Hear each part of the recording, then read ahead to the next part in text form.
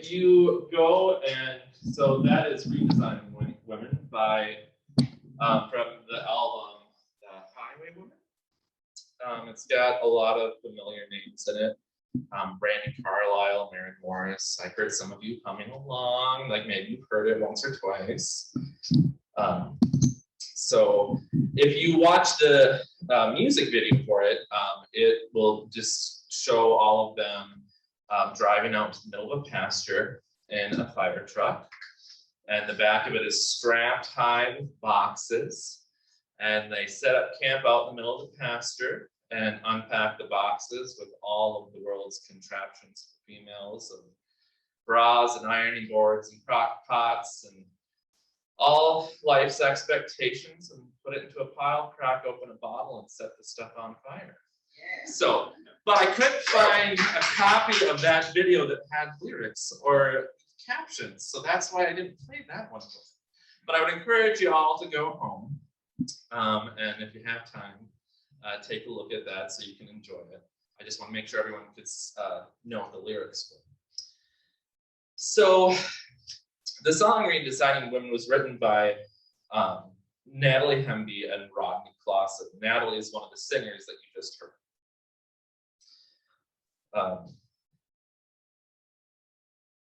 And so now I'm going to go ahead and read some pieces from a few different people that talk about some of the things and go from there. I'm just kind of getting back into where I'm at here. Sorry. So as I've said in the past, I'm a fan of public radio. And over the last 2 years, oftentimes, if the radio is on, you'll find that I have it tuned to KWIT, the local public radio station. As their branding implies, they're a station for everyone. And the reason for today's sermon, it was in one of the segments they broadcast in the evenings that I was first introduced to the title track of today's sermon a few years ago. It was my driveway moment. So I guess that implies that you can just bypass me and send your reviews for today's sermon straight out to KWIT, contact Mark Munger, let him know what you think, or hopefully continue making your donation. Thankfully, KWIT and World Cafe sometimes like to play certain songs, oftentimes in different segments, because the first time I heard it, I only caught part of the song. No title, no name of the group, and that meant that between the two different driveway moments I had, I was able to piece together a narrative of who I needed to search for to find the album in question. I'd like to start by sharing my driveway moment with you so you maybe can enjoy it with me, for those that dislike country. So that's our song, all right? So country music reviewer Leslie Hastings of Think Country had this to say. Amanda Shires, Natalie Hemby, Maren Morris, and Brandi Carlile have come together to form the core of this supergroup, or this movement as they describe it, to challenge country radio and Nashville establishment to play, support, and include more women. As the lyrics indicate, the expectations we place on women are truly bizarre and overwhelming. Of course, I first heard this on public radio in the fall of 2019, and I had no idea what was to come in 2020.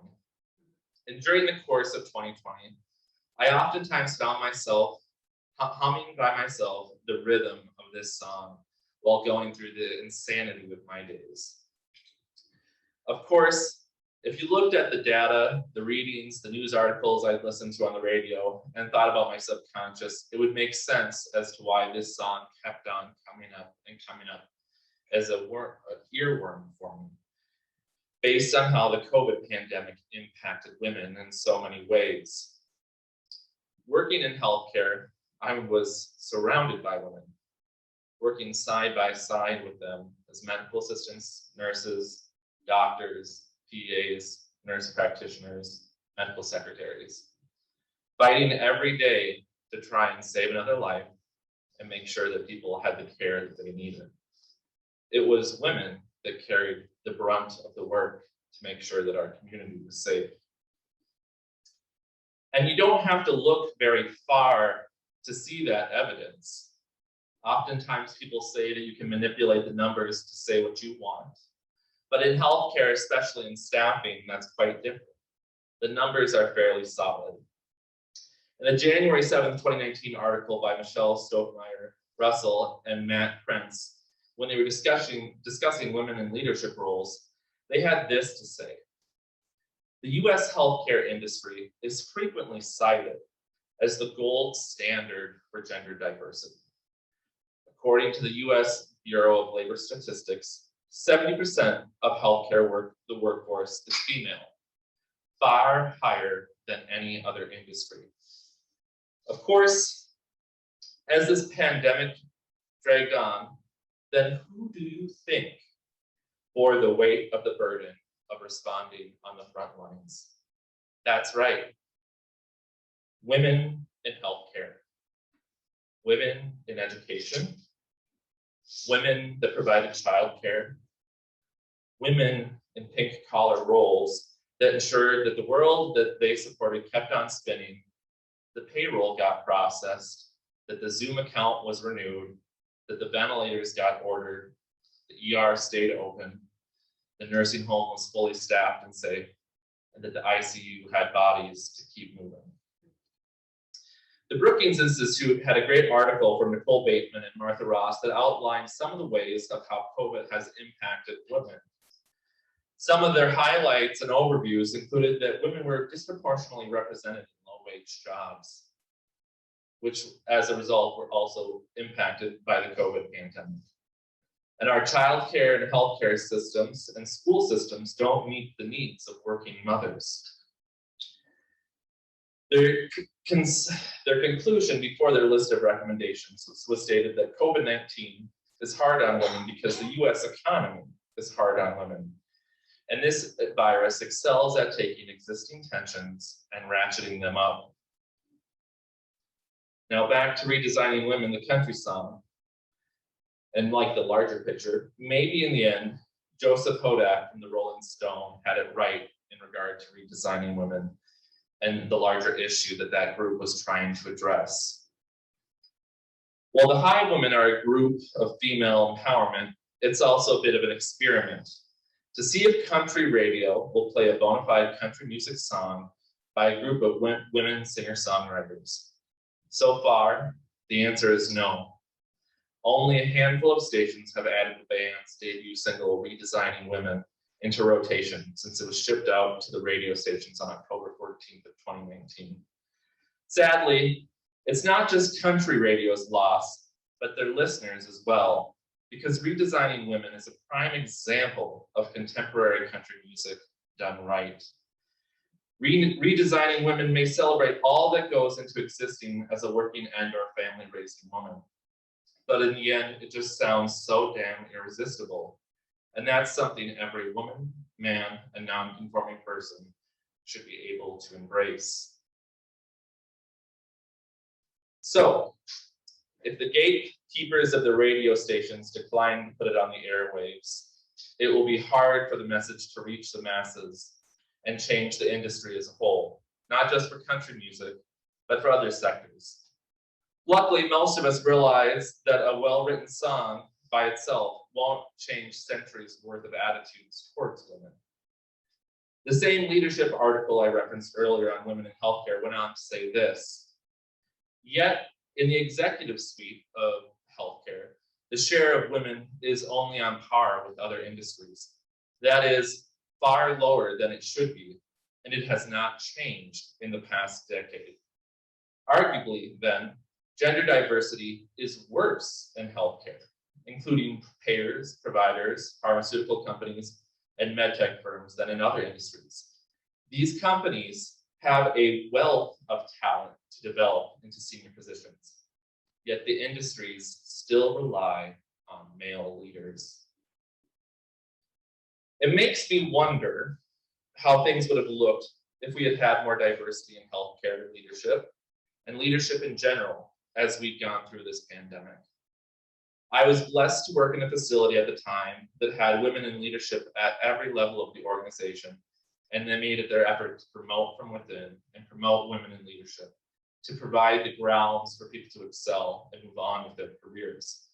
And firsthand, I witnessed the benefit that this had on our team and our response to the pandemic, how we treated each other, and how we believed in and supported and cared for our community.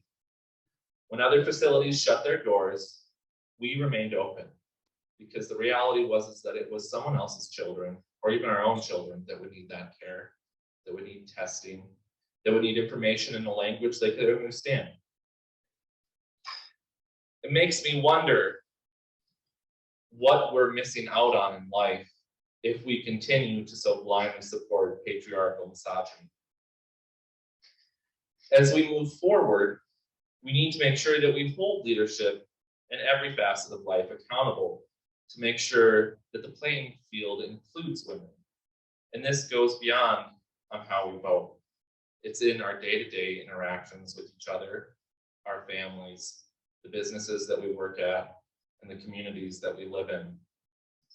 Prime examples have been presented to us within the last year of how things disproportionately impact other individuals. If we look to Texas, some of the new laws, who do they directly impact? Women.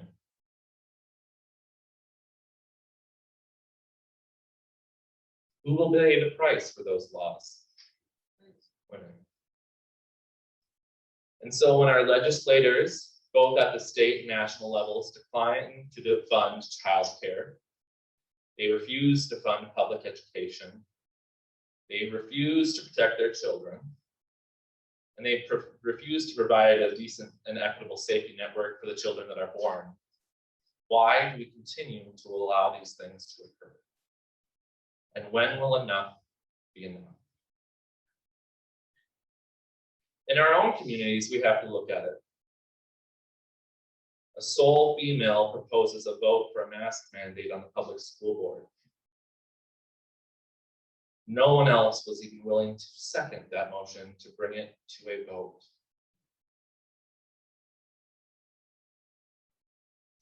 It's not just our children. It's supporting the woman that had the guts to stand up and say something, even if we disagree. Women take a variety of roles. In my new role, I'm blessed to see firsthand some of the many things that women do. And in my application, in my letter asking for an interview, I referenced the women in my life that supported me. I am who I am because of women. I'm on this earth because of a woman. And I come from a line of women that fought to make sure that others had the same rights.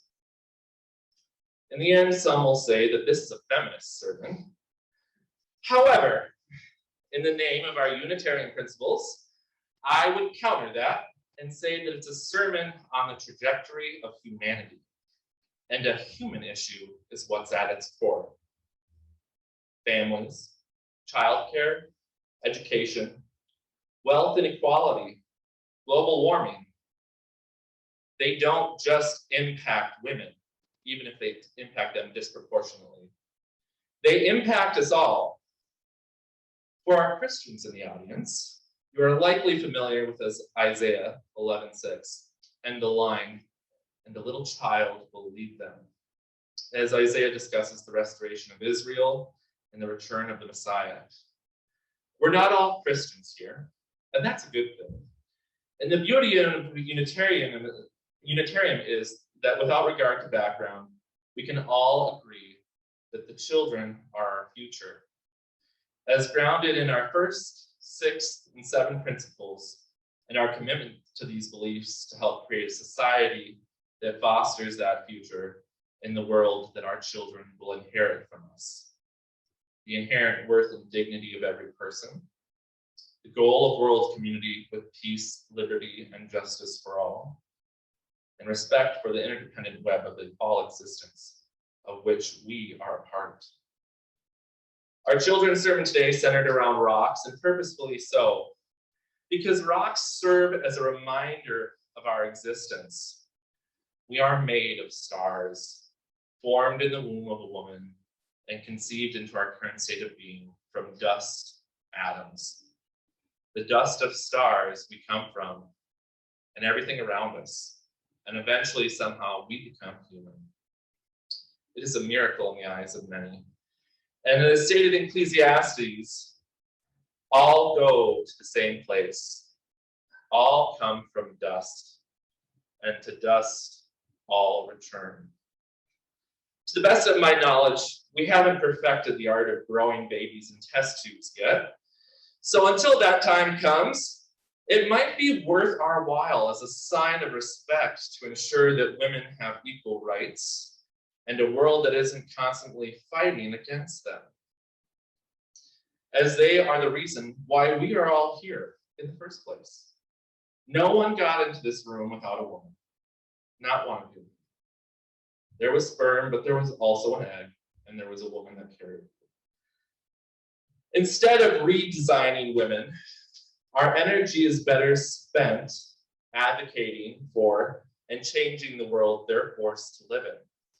And in doing so, we can create an environment where they're able to reach their full potential, be acknowledged for what they have already been doing for centuries, and will perchance have a break from the barriers and the glass ceilings that we have held in their way for so long.